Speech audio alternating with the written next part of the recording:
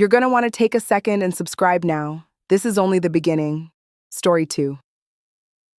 There are things nobody prepares you for when you marry a man who already has a life behind him. And I don't mean his past relationships. I mean the parts of his life that never really become the past. His child, his child's mother, the dynamic that existed before you ever showed up. Because when you walk into it, you think you understand. You tell yourself things like, I'm mature. I get it. I would never come between a father and his child. And you mean that. You really do. But what you don't realize is that sometimes you don't come between them at all. You just end up behind them. And it doesn't happen all at once. It shows up in moments, small at first. Like making plans with your husband, days in advance. Something simple, dinner, time together, just the two of you. And everything is set. Until his phone rings. He looks at the screen, and before he even answers, you already know.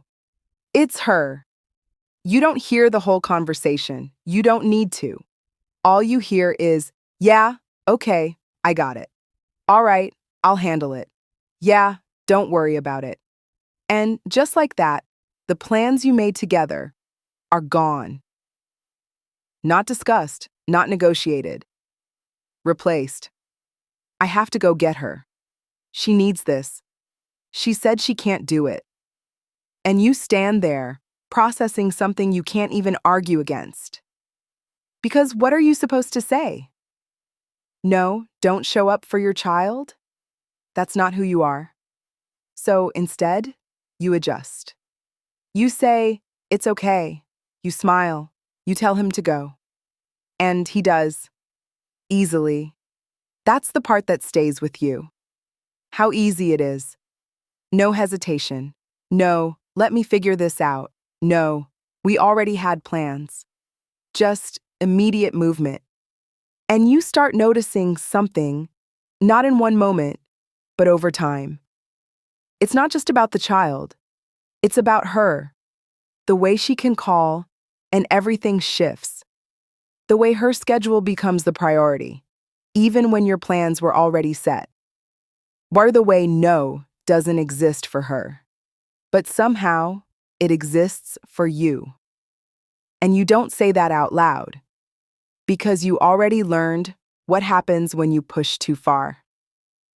Not loudly, not recently. But enough. Enough to understand.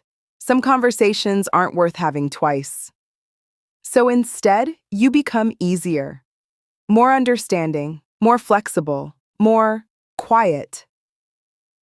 You start saying things like, it's fine. I get it. Go ahead. Even when it's not fine. Even when you don't get it. Even when something inside you tightens every single time it happens. And the hardest part? It's not even him choosing his child. It's how often he chooses her decisions, her convenience, her timing, over everything you've already agreed on. And you're left standing there, not as the problem, but not as the priority either. Just present. And after a while, that starts to change something in you. Not all at once, but slowly. Because now, every time the phone rings, you don't just see a child being taken care of. You see your place.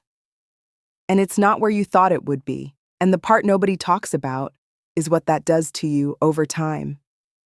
Because in the beginning, you tell yourself you're being a good woman. You're understanding, you're patient, you're supportive. You're everything a wife should be in a situation like this. But what nobody tells you is that being understanding for too long starts to cost you something. Because every time you step back to make room for them, you move further away from yourself. And at first, you don't notice it. You just adjust. You reschedule your own plans. You sit through dinners that never happen. You go to bed alone, more than you expected to. And when he finally comes home, you don't start anything. You don't ask questions. You greet him the way he expects. Soft, pleasant, easy. Because somewhere along the line, you learned that being anything else comes with consequences. Not always loud, but enough. Enough to make you think twice before saying what you really feel. So instead, you swallow it. And the thing about swallowed feelings is they don't disappear. They settle, and they start to change form. Because what used to feel like patience starts turning into something else. Something you don't even want to admit to yourself. Resentment. And not just toward him. That's the part that hurts the most. Because you expect to feel something toward him. But the feeling that creeps in when you hear her name, or when plans get canceled again, or when your time gets replaced, isn't always directed at him. Sometimes, it lands somewhere you never thought it would, on the child. And that realization is heavy, because you don't want to feel that way. You know it's not the child's fault. You remind yourself of that constantly. But feelings don't always follow logic. And when you're the one, constantly being moved, constantly being second, constantly being the one who understands, something inside you starts keeping score. Quietly. You notice how quickly he shows up for them. How his tone changes, how his attention sharpens, how nothing is ever too much when it comes to them. But with you, there's always a delay, always a later, always a we'll see, always a reason. And you start asking yourself something you don't dare say out loud. If I'm your wife, why does it feel like I'm the one you fit in? And the answer is never said directly. It's shown. In actions, in patterns, in choices. Over and over and over again. Until one day, you stop reacting altogether. Not because it stopped hurting, but because you already know how it's going to go. So now, when the phone rings, you don't even look at him. You already know you're about to disappear from the moment. And somehow, that hurts more than the first time it ever happened. And what really started to settle in wasn't just what he was doing. It was what I was watching change. Because I remember who he used to be with her. I remember the anger, the disrespect, the way he would talk about her like she meant nothing. Blocking her, ignoring her, cursing her out without a second thought. And I was the one who came in and changed that. Not for her, for him. I showed him how to slow down, how to think before reacting, how to respond without blowing everything up. I made him easier to deal with, and he listened. That's the part that stays with me. He listened to me, learned from me, grew with me, and then turned around and gave that version of himself to her, fully. Now he answers her calls immediately.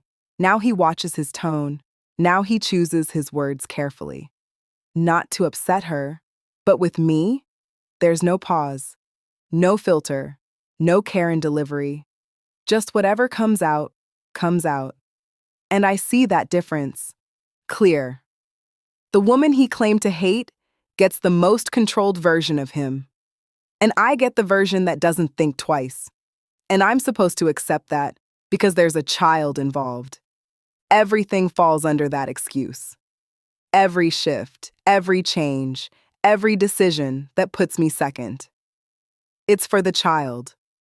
But I started noticing it's not always about the child. It's about her. Her comfort, her timing, her requests. The way she can ask for something, and he just does it. No questions, no hesitation. Money? That's another thing. She asks, and he gives. Over and over again.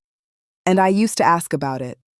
Because I'm looking at it like, you're not responsible for her life. You take care of your child, that's understood. But her? Why are you funding her? And now? He doesn't even tell me anymore. because he knows I'm going to ask. And somehow, when she stopped working, everything got tight over here. Suddenly, we need to slow down. We need to tighten up. We can't just spend like that. But she's doing fine. Hair done, nails done, new clothes, trips.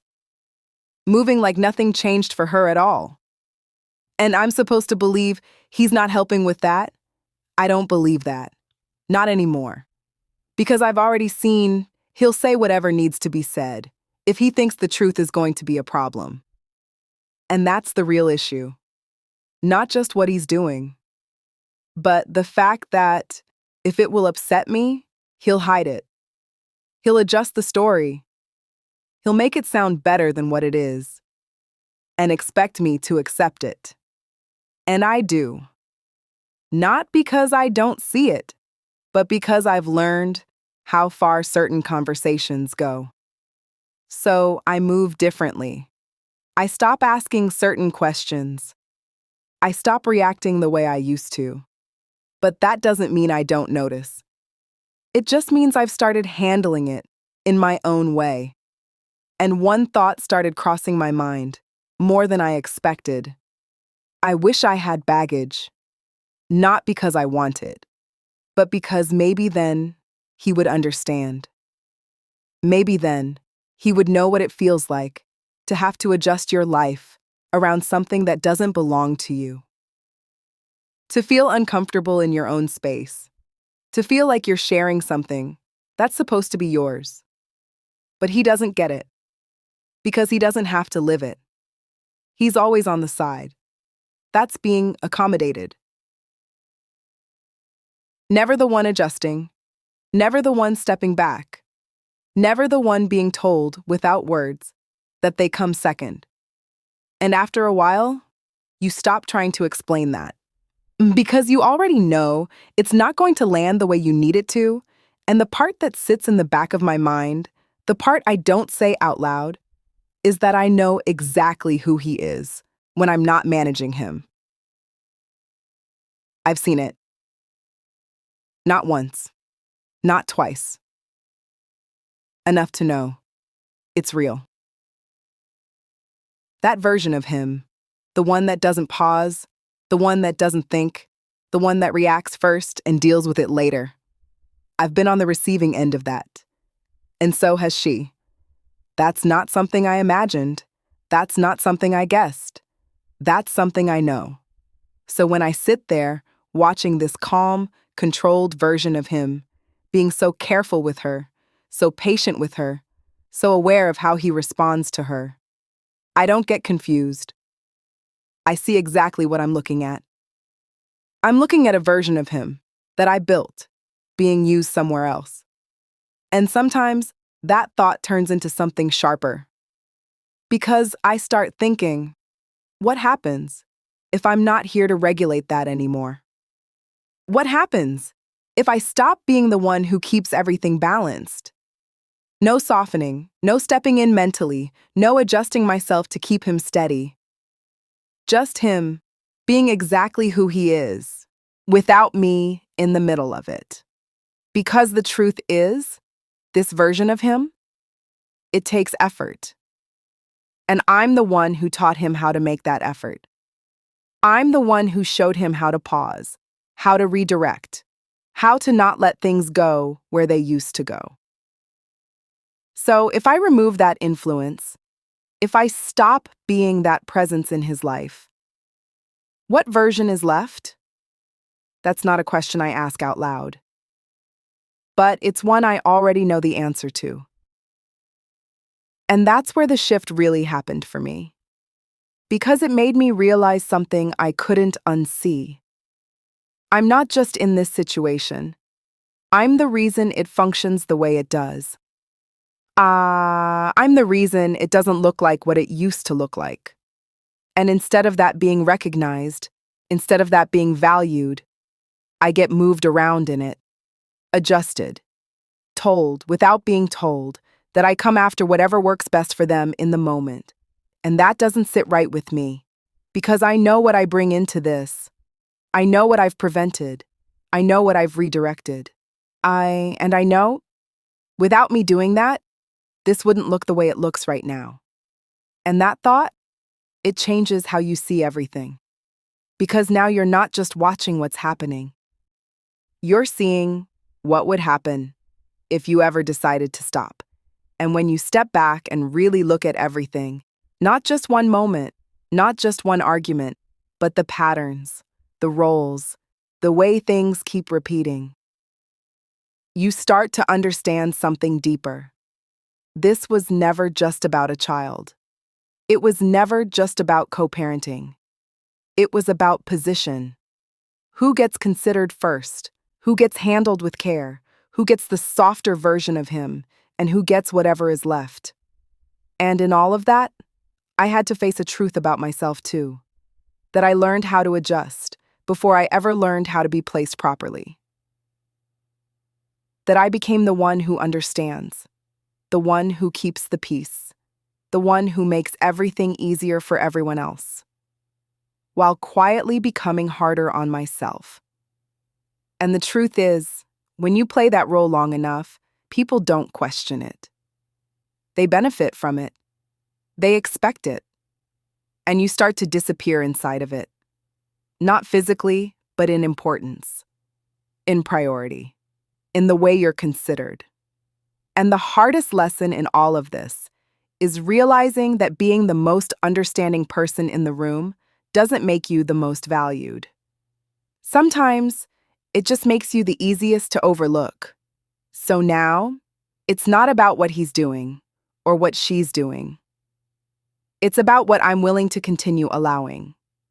Because once you see the pattern, once you understand your role in it, you don't get to pretend anymore.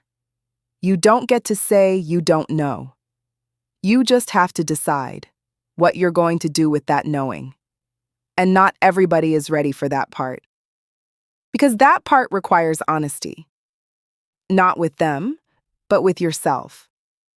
About what you feel, about what you see, about what you've been accepting, and what it's been costing you. Because awareness isn't the end of the story. It's the beginning of a decision. And every woman listening to this, whether she admits it or not, knows exactly what her decision is. She just has to decide when she's ready to face it, silent in love,